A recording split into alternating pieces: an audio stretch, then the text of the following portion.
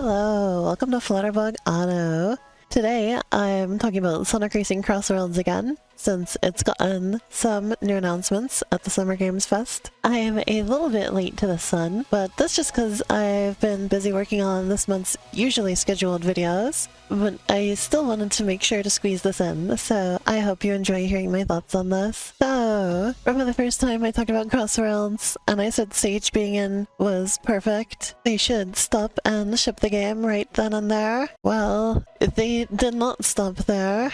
They kept cooking.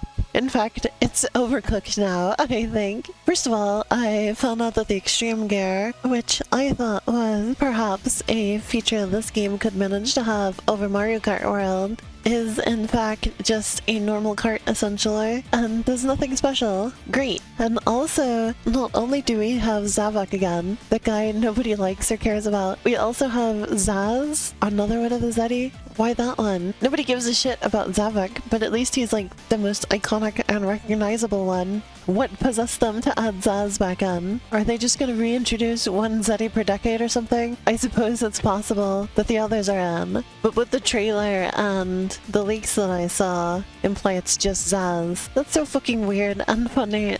I don't know what's going on. And then of course you have the crossover characters, and like, this game does feel a lot like Sonic and Sega All-Stars Racing Transformed, so I'm not terribly surprised, but it's like, it's a bit odd that they are not using that branding anymore, and instead it's just Sonic Racing. And for quite a while, all we were shown was Sonic stuff, and it's like, it's all Sonic stuff and like the stuff you get with the collector's edition, things like that. Clearly this is mostly a Sonic game, so the non-Sonic crossover stuff feels really tacky by comparison to how they used to do it. Other than Miko, her inclusion is perfect. Having Miko in a kart racer is kind of amazing, honestly. Almost makes the entire game for me right there. But anyway, of course, there's the leaked stuff with, you know, SpongeBob and all that. Feels kind of weird to have non-video game characters in there. Like, Miku is Sega, essentially. They own the rights to put Miku in video games. So anytime there is a Miku video game anything, Sega was involved. But like, I digress. Because like, I know some people are pretty incensed about the crossover characters, especially them being picked before like actual alternate universes from Sonic, or like from the Sonic comics and stuff like that.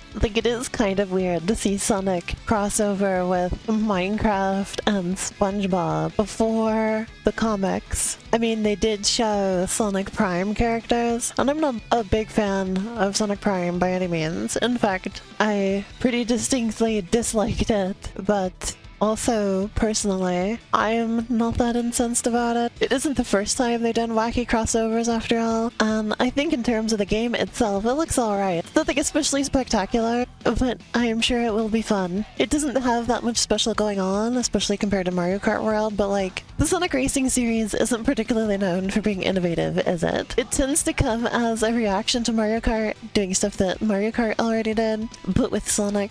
But it still feels so weird to have a Mario Kart game with extremely Sonic-style moves like rail grinding before a Sonic racing game has ever done it. Why is Mario doing parkour and rail grinding in a racing game before Sonic? I'll talk more about Mario Kart World in its own dedicated video, of course. But that game is a masterclass in spectacle and splendor. The tracks in the game are so beautiful and exciting, and just the color and lighting choices are impeccable. The crossroll is like, it looks nice, but it's also kind of just playing it safe, you know? It looks like Sonic Racing. It just doesn't look or feel very new.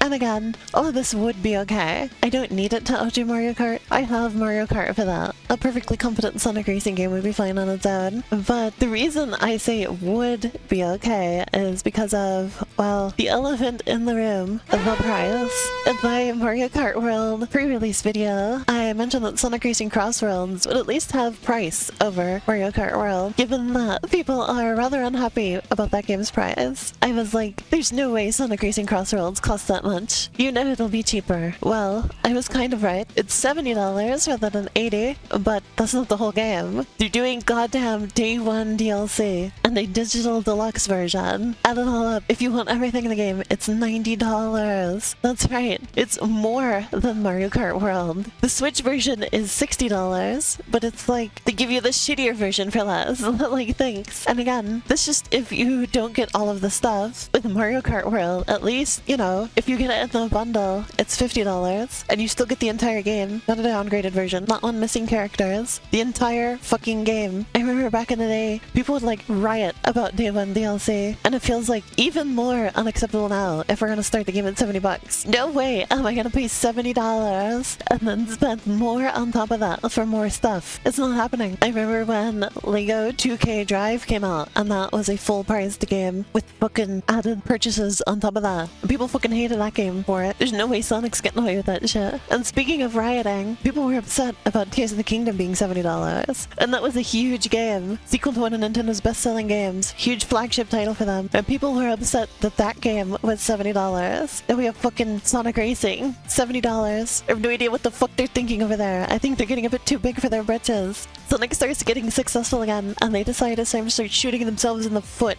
at every opportunity yet again, apparently. So yeah, like, I actually like the Sonic Racing games quite a bit. I like the Sonic and All-Stars ones. I like Team Sonic Racing. I think they feel pretty good to play. They got some nice track designs and all that, but I don't know about this one. I think it'll be fun enough to play, but I don't feel like it's going to be a very good value. Costs as much or even more than Mario Kart World. It doesn't have the sauce that Mario Kart World has in terms of presentation or gameplay. Like, for instance, all the characters in this are using the same old models that they always do. While in Mario Kart, everyone looks new and fresh. So, yeah, that's how CrossWorlds is looking. I'll be back with my regularly scheduled content and a video about Mario Kart World later this month. So, I'll see you soon!